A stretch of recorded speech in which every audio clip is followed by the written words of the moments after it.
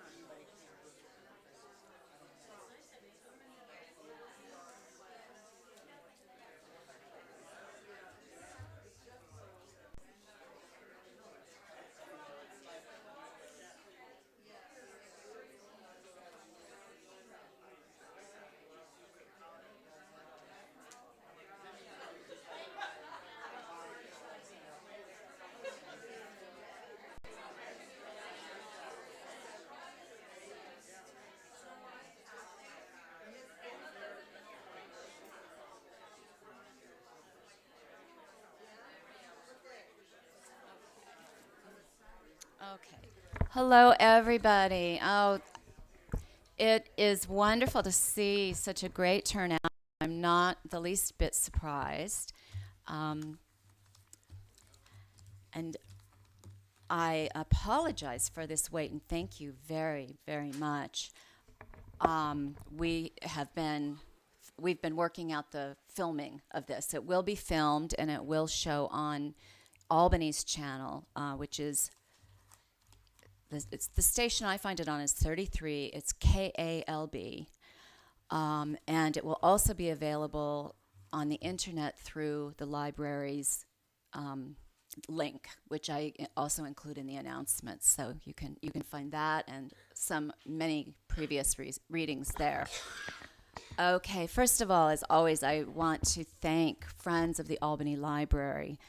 They really make this possible, and it's just wonderful, the work of volunteers that helps us, continue to keep this poetry series going. My name is Catherine Taylor. I know many of you out in the audience. It's just so nice to see everybody.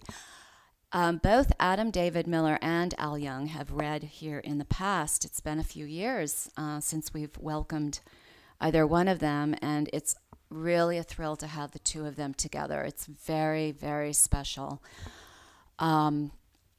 In reading a little bit more about recent work and then going back, I've just was astounded at the range of both of these men in terms of experiences in theater and art and politically and musically, and a lot of it is, of course, quite evident in the poetry, this, wonderful breadth and depth of experience. So what I'm going to do here is introduce Al Young, and he is going to introduce Adam for us tonight. I think most of you are here because you know quite well that the these two poets have done beautiful work and are contributing to our community in many, many different ways and beyond the community. As I mentioned, the range of styles and genres and all of that is just astonishing in both cases. And Al Young certainly is actively pursuing most everything that has interested him for a very long time. He's received 2 American Book Awards for books, one book of poetry and one musical memoir. He was our Poet Laureate of California from 2005 to 2008, and he has a new book coming out very soon, Offline Love, so we will be looking for that. And it is, I know it's just a great pleasure to introduce Al Young.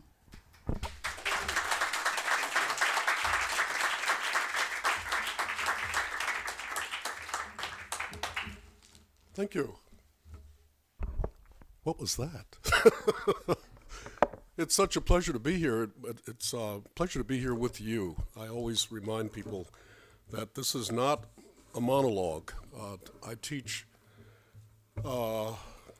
part-time anyway at California College of the Arts, and I have to remind my MFA in writing graduate students over there that audience is superbly important. You can languish in Masters of Fine Arts programs and what's still called creative writing and never hear anyone talk about audience. And so many of my students just presume that the audience for their work are other MFA creative writing grad students and or teachers. And when you read the literary magazines, it reads that way. The general public doesn't stand a chance. Boom, boom, boom, boom. Let me get the key. Boom, boom, boom, boom, boom, boom, boom, boom. Do, dee, da, da, do, da. I don't want you, but I need you. Don't wanna kiss you, but I need to, though. You treat me badly. I love you madly. You really got a hold on me. You know your part. You really got a hold on me. Baby, I love you, and all I want you to do is just hold me, hold me, hold me, hold me. Boom, boom, boom, boom, boom, boom. Tighter. That's the message of about 75% of literature.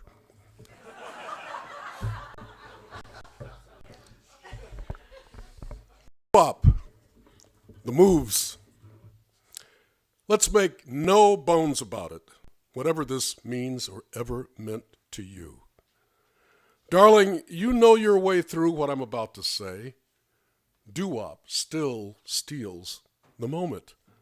This sizzling thrill of closeness, the slowness of our touch, too much, too messy to process. Back when dawn rose off the river, we'd feel it. Feel felt like enough when flowering was new and not easy to handle. Neither was breathing. All that light funneling in from Canada ferried over the river while you put a move on my heart. Heart and soul, flesh and bone, doo-wop was known to sabotage. All across the land, white citizens' councils shouted and warned, Negro music is corrupting white youth. Boycott Negro music. We were young too. You pressed your hand behind my neck. You kissed my mouth. Wham! So who'd kissed whom? You still wonder? In one slow move, you slithered and drizzled snail trails all up and down eroded maps of me.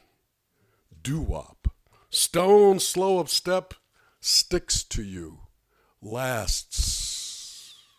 The doo-wop mind cries, oh, baby, you know I love you. Always thinking of you. I place no one above you, and you know I'll never snub you. Under doo-wop's spell, you make no bones. You shake your perfume booty, you go for keeps. Thank you.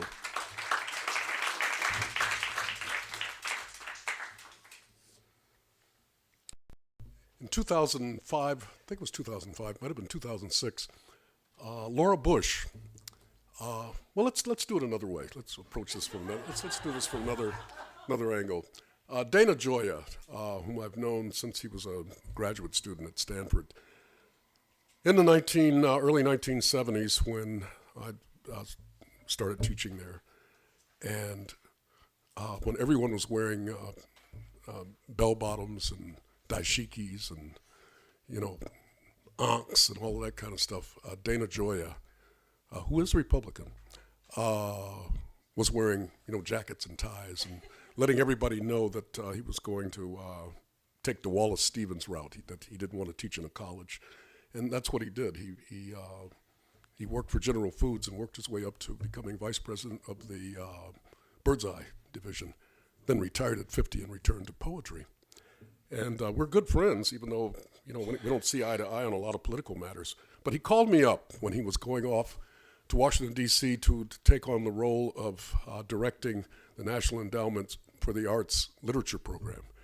He says, hi, Al, this is Dana. I said, yeah. It was at night, it was like 9 o'clock at night. And it's a strange call to get.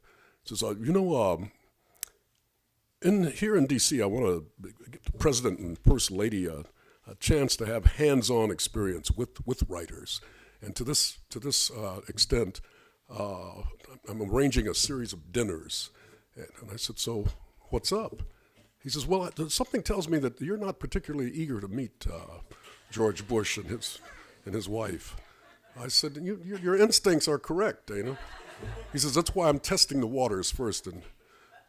But shortly after that, Laura Bush invited me to come to the National Book Festival, which was a very successful venue that she brought with her to D.C. from Texas. I mean, just thousands and thousands of people for one day, one Saturday, just filled Washington, D.C. So I read this poem, and it received polite applause. But that night at the party in Georgetown, nobody would talk to me. So I took a taxi home after a while. Sundays and Democracies, it's called. It goes way, way back in my life. About, 50-something years ago, 55 years ago. And I was co-editing Generation, the University of Michigan's Inter-Arts magazine is how we build it, with a woman named Ann Doniger. It was during the period when the new criticism was holding forth, Mr. T.S. Eliot and so forth. And the message that we got in literature classes was that if you could understand a poem, it couldn't be too good, So everybody was trying to write crazy, and cryptically. So a guy named Peter Zimmels submitted this poem to the magazine called Sundays and Democracies. And we didn't understand it, and so we thought it must have something going. So we published it. But a half century later, I was looking at that poem, saying, I wonder what Peter was driving at.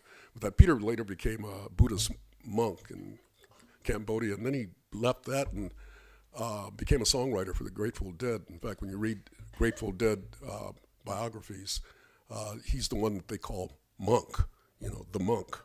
But I decided always loved the title. And so I just took the title, borrowed the title, and wrote my own poem and dedicated it to Peter Zimmels. And it's, form-wise, it's 3 interlinking sonnets, but you shouldn't be able to hear that or be burdened by that. Sundays and Democracies for Peter Zimmels. Republicans, you're poor because You're ignorant of all the laws our Congress passed to cut the cost of schooling children who get tossed, nay, dumped upon society. While we do view with piety the right to life, we draw the line. Clean up your act. To woo or whine the loser class does not make sense. Let's get this straight. We never winced at taking public time to quarrel with victims, thugs, the huge immoral segment of the population in our great, God-blessed, rich, free nation. The Democrats. There was a time the GOP and all its crime got barely covered by the news, which only aired our sins and blues. What have they done for you, my friends? Is making do or making ends meet any measure of success? We back the same big business mess they do, but when we tighten your belt, we dig up Franklin Roosevelt. You've given us prosperity.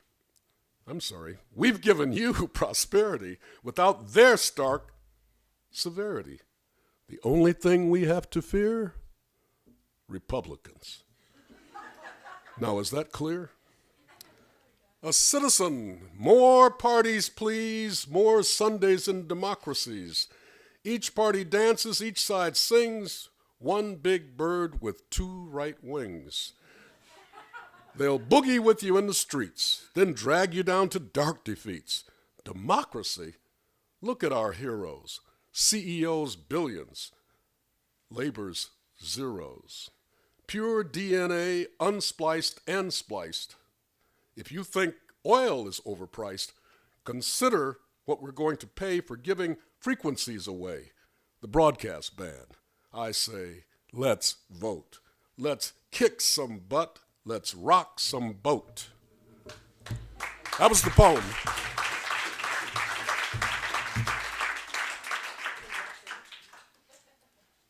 Quite suddenly, it seems, we lost a really wonderful poet native to Southern California. She was born in Watts. And this is Wanda Coleman, who was just, we're all unique. But she was unique in a unique kind of way. Wanda had a laugh that never ended. I mean, when she started laughing at something, it might go on for 20 minutes, and you had no idea what was going on there. But when people ask her what part of the country she came from when she was outside California, she said, "I live in the deep West." This is in memory of Wanda Coleman, living in the deep West. In memory of Wanda Coleman, 1946 to 2013. SoCal and what you called the deep West keel over without you and your defiant signifying. You skipped right over absinthe, opium, mescaline, LSD, heroin, orgy, and weed to reach the zone. You wrote Days of Our Lives. You won an Emmy. You slid into the zone on slippery bars of soap opera. All choruses, no breaks, just one long Jess Grew coda. That wasn't a dramatic pause. I lost my place there. Just one long Jess Grew coda, 20 volumes long. In code and flat-out truth, you logged L.A. behavior hot to cold. In Arrow Song, you sexified her landscape's dips and swells, her heavens and hells, anything but quiet or quaint. Your pictures, in wall-painted language, sliced between canyons and summits and ridges, stick to the ribs and to the heart, half free or caged. Concrete streets and freeways couldn't always go the distance or reach the intimacy you loved. What was a Watts-born woman to do but learn to boogaloo, or sail the desert, or walk the sea? She's got about 20 books out. 10 of them were done by Black Sparrow, a press that was subsidized by the writing of Charles Bukowski. I'm just going into this arbitrarily here and hoping I can find the second page of a particular poem. All right, I'll read the alternate take first. As Catherine announced, I have a new book called Offline Love, not yet out. And I played around with the title for a long time. Love Offline or Offline Love. You know, poets are like this, just tedious. Here's the alternate take. No IP address, no data collected, no likes or dislikes, no wall, no tweet, no tablet, no Android, no IP address, no terminal, nothing. No demon mailers, no netbook, no notebook, no laptop, no desktop, no USB port, no Wi-Fi, no new updates waiting, no error 404, no fishing expedition, no cookies, no firewall, no worms, no malware, no viruses, no spam, no way to block my love for you this time around, you gorgeous recipient and giver of love, who eludes even the politics of poetry with panache. Kiss me in the here and now. Let's do stuff with one another that make our closest friends squint in disbelief. You love me, and I love you so warmly, so coolly, that minus us, the world unknown and known falls short, unfinished, hacked.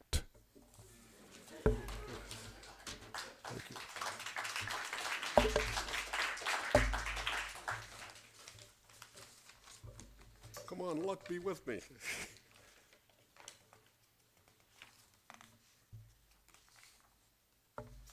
Oh, it's on the other side. Okay, got it. I just came a month on the road, Black History Month, and I like to quote Quincy Troop, who said, if it's February, it's Black History Month, and you're a black poet, and you don't have no gigs, you ain't nothing. So, Eddie Cleanhead Vincent was a wonderful saxophonist and blues singer. He played bebop saxophone, and he sang, you know, the real rhythm and blues type blues, and he was excellent in each idiom. And he sang this. It's one of his songs called Person to Person Blues.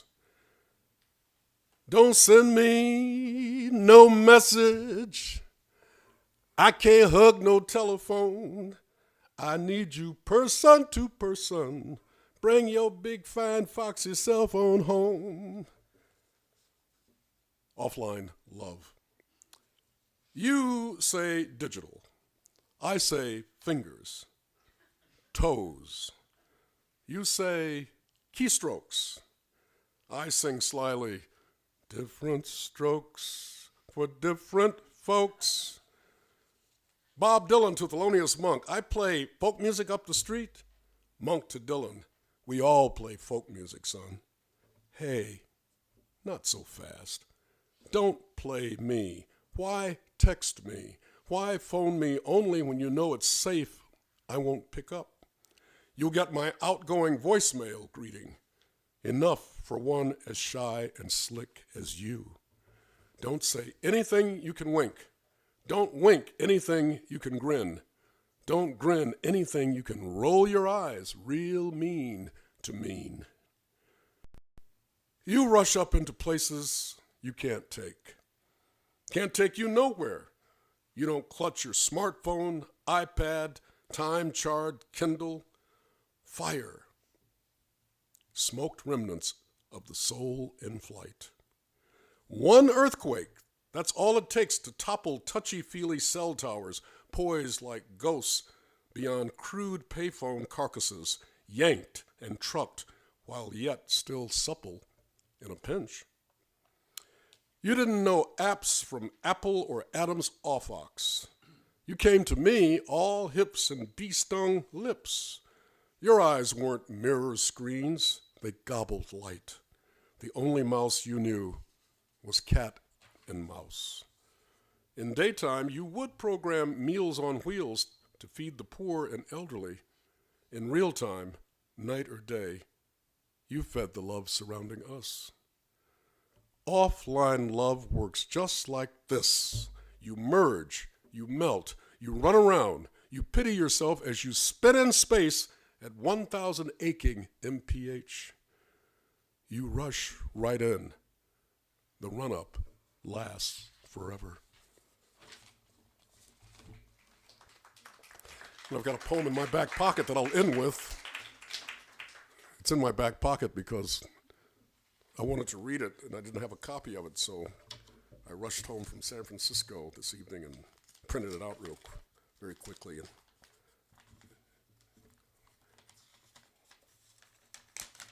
you can tell I'm an authentic poet when I do stuff like this. I'm of a vintage that remembers the March on Washington before the March on Washington. That is, iconicized as the 1963, August 1963, I Have a Dream March on Washington. But there were other marches on Washington that preceded that. I always think of George Carlin, language maven. When you're sitting at the airport, you hear the term, we'll begin pre-boarding in a minute. And Carlin always wanted to know, pre-boarding, is that where we practice getting on the plane? Or is that where, that kind of thing. So there's a prehistory to everything. And the year here is 1959, I think it is. And rather spontaneously, about half a dozen of us just got in an old car and drove from Ann Arbor to Washington, D.C., and just jumped right into the middle of things. And at one point, we almost all died at the hands of some mounted policemen who wanted to kill us. And what saved us is in this poem here. I wrote this poem for Harry Belafonte, and I gave it to him, and he actually cried. He said, nobody's ever written a poem for me before. Belafonte for Beginners. Now, I'm presuming that most of you know one of his iconic things. Deo, Deo, day delight on me want go home. Deo, Deo, come delight on me want go home. Come, Mr. Dolly man, dolly me banana. Daylight come, you got it. Belafonte for Beginners. 3 years before I Have a Dream got preached, the 1960 March on Washington propelled us into D.C. Once we reached the Saturday when you were going on, mean horseback cops reared up to stomp us. Stop, one hollered in a trembling southern drawl. Let them kids live. We thanked this rebel cop with guts size. Then we cut straight for the mall. You, Harry Belafonte, sang our songs. You let us know you came down on our side. Green college kids, we knew what rights, what wrongs forced us to see you, hear you, while we died. No caving in, no turning back, just home. Calypso? All we heard was daylight come. That's it. Thank you. Thank you. Adam David Miller, we go back so far, I can't even remember when we first met, but believe me, it was before many of you in this room were born. He was someone to be admired. For me, he was just an all-purpose intellectual. He could write poetry. He could do critiques. He had a radio program on KPFA where he held forth regularly that I used to listen to him, and I used to listen to Kenneth Rexroth and Alan Watts. All those guys were on the air around the same time when I first came out here in 1960, that same year. He has left the world many, many treasures, bequeathed the world, I should say. His latest books that I'm excited about, one is called The Sky is a Page.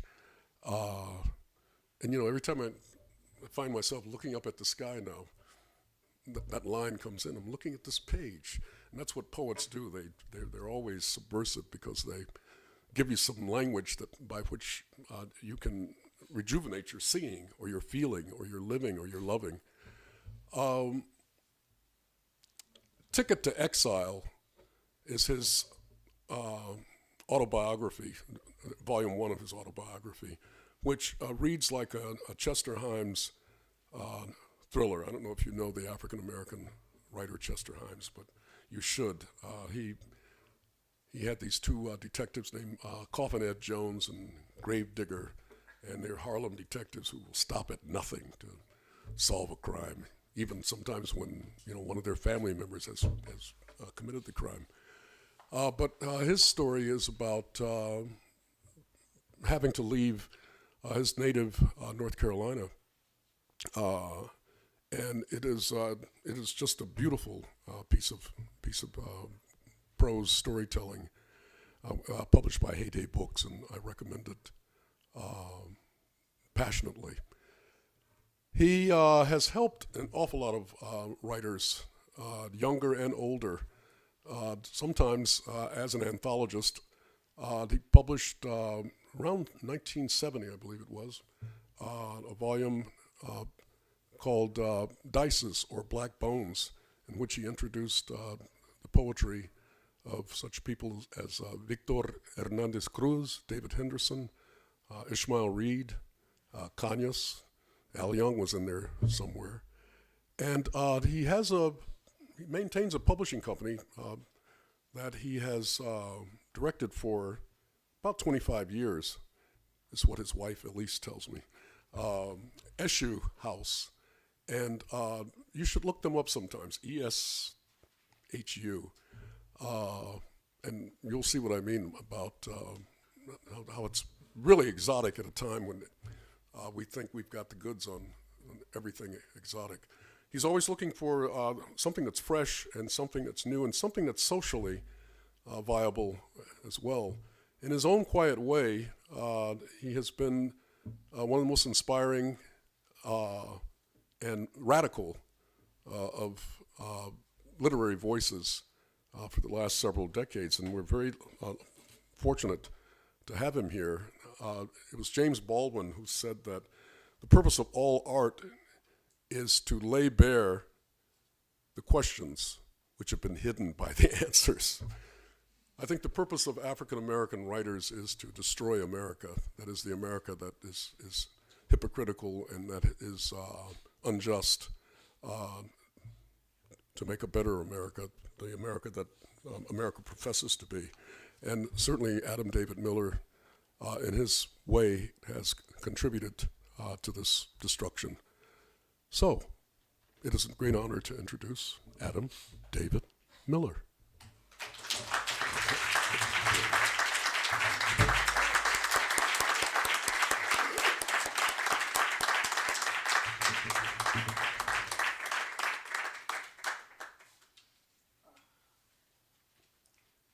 Putting this over here so that you can put your water and anything else you have. By various and sundries. Yes. There's no level surface up there.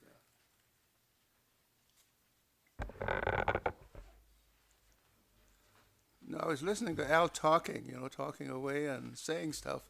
And then I realized that, that he's talking about me. So I had to come back into the room.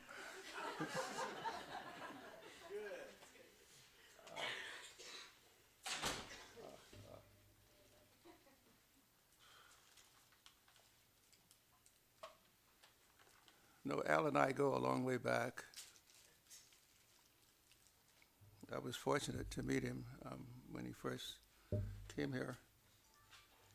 And so we swapped things back and forth. What I'd like to do tonight is to read a couple little poems and then read a section from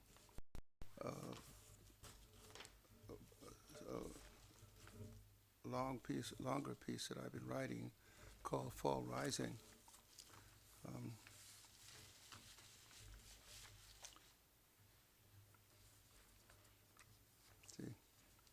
tide flowing. Can you hear me back there okay? Okay. On that beach we walked, those days, in those dunes we lay, light bouncing from sand, where fancy ruled, where dreams, fairy or real, spun through the grasses, entwined us in their incredible magic as the tide flowed in. How long ago that dream time? A month, a year, or more? It is all ensnarled in the brash, brutish, uncompromising seaweed of now, the sob and suck as the tide flows out. And this one is called The Eye, Behind the Eye. From here, I can go anywhere. Anchored to this desk, I see 3 narcissus in a slender pewter vase. On the floor by my feet is my black bag with its white clown faces. Empty now of my teaching tricks, it sags. French doors open out to campus, past trees, buildings, the town, out across the land, then up, past clouds, up, out to the universe, planets, stars, galaxies, black holes. Then I return to see again the desk. A highly glazed fat cup holds pins that free my imagination to soar, to soar.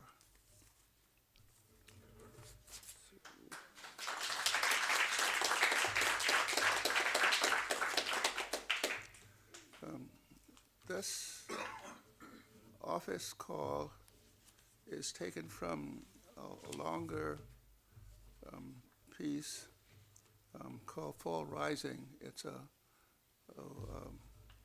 very big piece about taken from my life at one time or another, and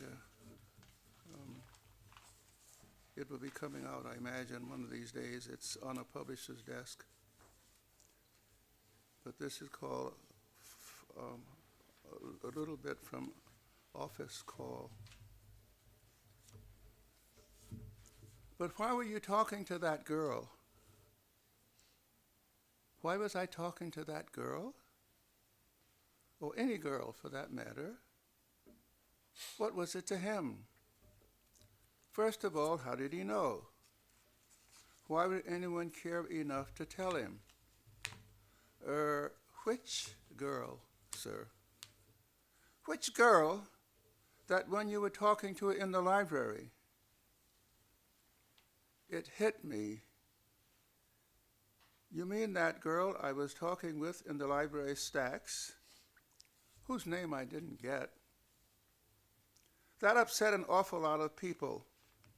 The librarian called her house mother. House mother called me. They were very upset. I had left the girl in the library. Apparently, a lot of other people had not. Now that I knew why I had been summoned for this meeting, why the commander's voice had been so tight on the phone. When his voice was tight, it moved to a higher register. Miller, see me in my office after your last class today. Aye, aye, sir. My last class, my worst. Physics 1A lab, ended at 4. Since he had called at 9, I had all day to speculate on why he wanted to see me. Was it about my grades? We were in the 3rd month of a 4-month term. My midterm grades would make a 2-hump pyramid. 2 A's, 1 B, 1 C, 2 D's, and an F. Unless I pulled up the lower grades, I was in danger of flunking out and being shipped back to the Pacific Fleet. My grades were not low from any lack of effort on my part. I bet I spent more hours in my books than any member of our unit. I had to. I'd further the goal than the bright, recent graduates of the best Northwest high schools, and those of us from the Pacific Fleet who'd come from high schools that had prepared them for college. My all-black, segregated, southern small-town high school had not prepared me for the school that boasted its graduates matriculated at Oxford and Cambridge. Mere names to me, but sounded intimidating. My school had no library, no laboratory for physics or chemistry, no field trips, no foreign language. Beginning Latin, taught in elementary school years earlier, had been eliminated. What I remembered from one term of algebra was x times x equals x to the second. That had been drilled into me by an instructor who taught by rote. I remembered that x times x equals x squared, but I don't remember why. We were fortunate in having 2 excellent teachers in English and history, both subjects in which I excelled. Because of my grounding in these subjects and the fact that Navy placement tests favored those with verbal skills, I was able to qualify first for petty officer training, then for training at this V-12 unit at Whitman College, located in eastern Washington state. If not grades, then what? I'd been careful of my conduct. As the only black on campus, I rightfully felt that I would be under a microscope. Except for my 2 suite mates, I had not complained when I'd been denied entrance to cafes and restaurants in Walla Walla after a Southern white liaison officer told townsfolk not to serve his black troops who had recently been brought to a local army base from a base in Alabama. They weren't used to it, he explained to the townfolk. Yeah? The unit was en route to the South Pacific to take part in our war against Japan. Prior to this colonel's instruction, I joined my mates for afternoon cookies and tea without an incident. Not to protest racial discrimination, no matter how it was directed or at whom, was not like me. When I was 19, working as a busboy at a restaurant in New York City, while waiting to be called up into the Navy, I quit because the owner refused to serve a black office worker who had been brought in by her fellow workers for lunch. The second time she had refused to serve a prospective black patron.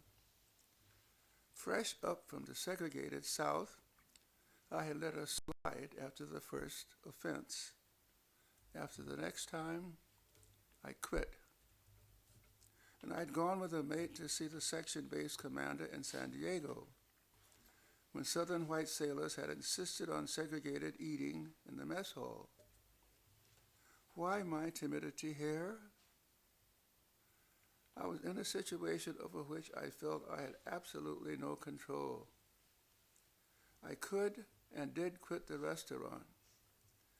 In San Diego, I had all of the black sailors at the section base with me, and the commander knew it.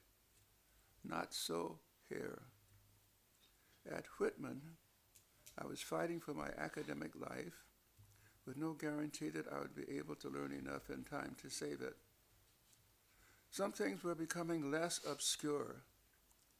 I had a math tutor, a retired former Whitman instructor, at whose house for a modest sum I spent afternoons learning how not to divide by zero. But I could not visualize the walls and spaces represented by the firm and dotted lines of my mechanical drawing class.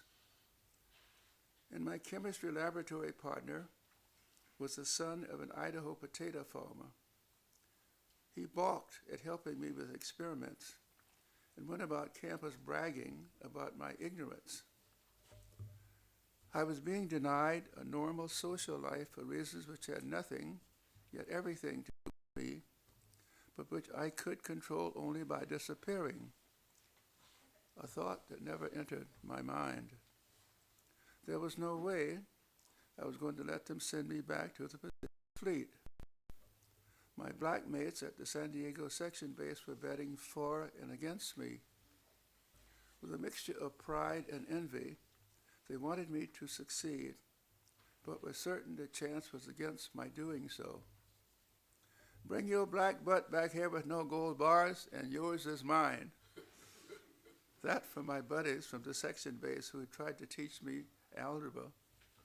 Only 3 of us had made it past the B-Trev entrance test for officer training. As one of the 3, I was a standard bearer. I was expected to succeed, to pave the way for others. While I saw the training as an additional way into college, which I'd begun to attend through University of California extension courses, I was well aware of their expectations. I was not to fail. No way. So here I was, shifting my weight imperceptibly from one foot to another to shield my discomfort. He'd not said I could sit, nor had he given the at-ease command.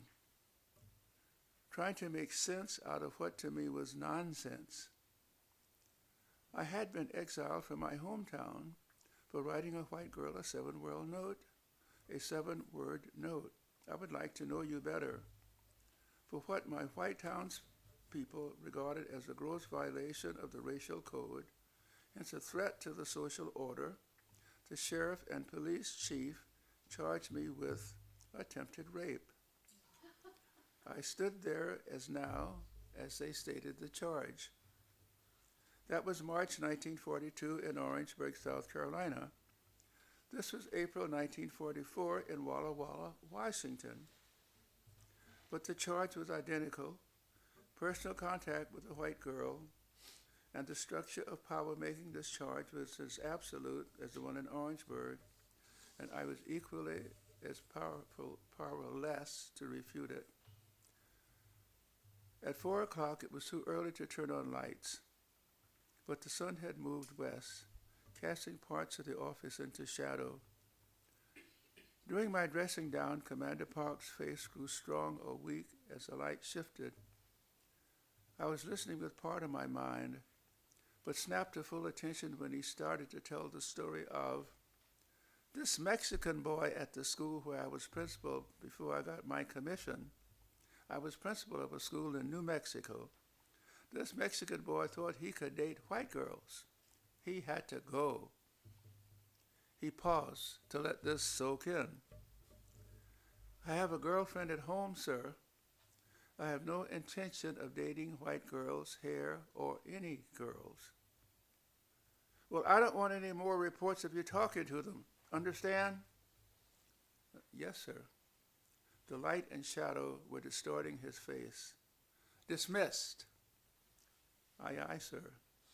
I saluted sharply, did an about-face, and left. So that's a little bit from Office Call.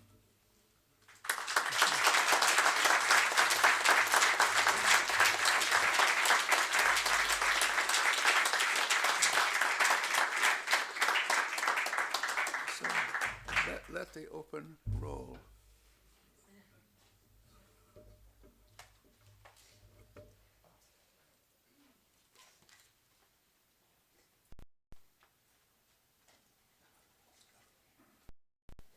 This, by the way, is the best open reading in the Bay Area. So you all have contributed to make it that. Thank you so much, Albany.